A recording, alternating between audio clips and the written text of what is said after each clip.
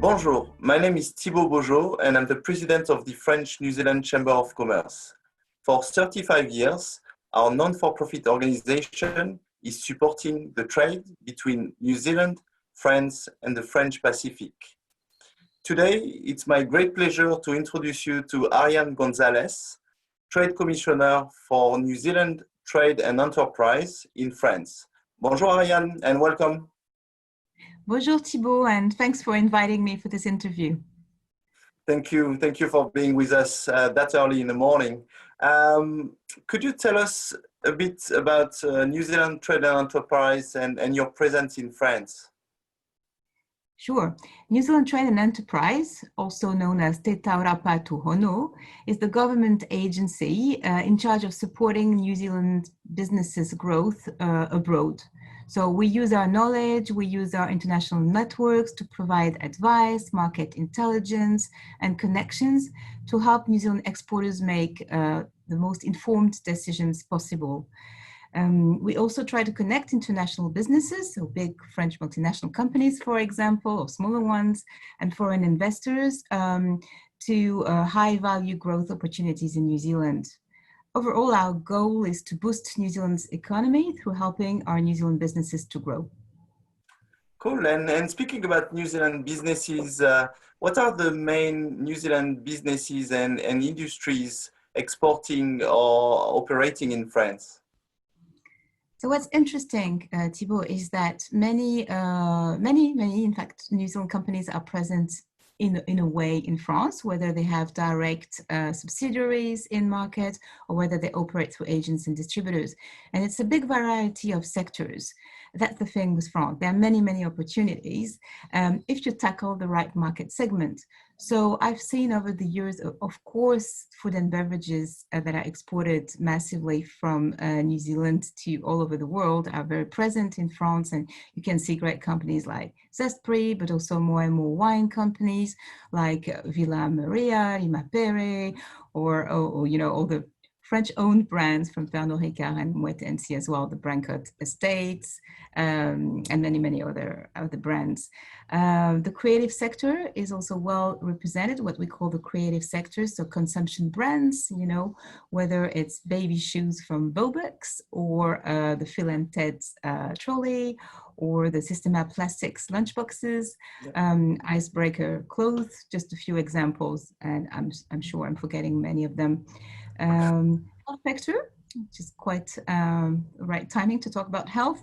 Fish and Paykel Healthcare and Orion Health are well established in France, and companies like AD Instruments in the tech sector have done extremely well recently. And not to forget, France has a big coast, so marine offers also lots of opportunities. Of course, Hamilton Jet is present there, but many other New Zealand companies in that sector are operating in France. Yeah, in fact, and I'm sure you will be as excited as us about the upcoming America's Cup that will come around very soon, actually. We are really looking forward for that beautiful event in New Zealand soon. So are we. Speaking about opportunities, what are, from your point of view, the biggest opportunities for New Zealand businesses in France or maybe Europe as well? So first, in France and in Europe, our opportunities are aligned with New Zealand opportunities, or New Zealand businesses opportunities. It's what important for us is to understand really well what each individual business has in mind and the capacity, and to very good analysis before they come to market. I think that's really crucial, especially in sophisticated markets like we have in Europe. There's also a choice to make for New Zealand companies when they come to Europe in which market to start, because any of the European markets can be a gateway to the other markets, especially if they're part of the EU, and it's one big common market. So France can be seen in that respect as a gateway to Europe, such as other European markets part of the EU. France is a large market for consumers. It's a big consumption market. Some of the most famous world retailers and the largest, like Carrefour, are based in France. So helping New Zealand businesses choose the right market and the right segment in each market will be a key part of our role. I would say that at the moment, of course, with the COVID-19 post-lockdown and crisis still ongoing, big trends that we're seeing in market are around digital e-commerce. So the need for New Zealand companies to invest in strategies online is becoming more and more important. Sustainability also is certainly not a buzzword. It has been around for a while, especially in France, but also in New Zealand. I think it's part of our shared values. And we would encourage New Zealand companies to look into their sustainability credentials, stories. What good do you do to the planet, to your staff, to the community? I think that is becoming increasingly important for buyers and consumers around the world, to be honest, but especially in Europe and France.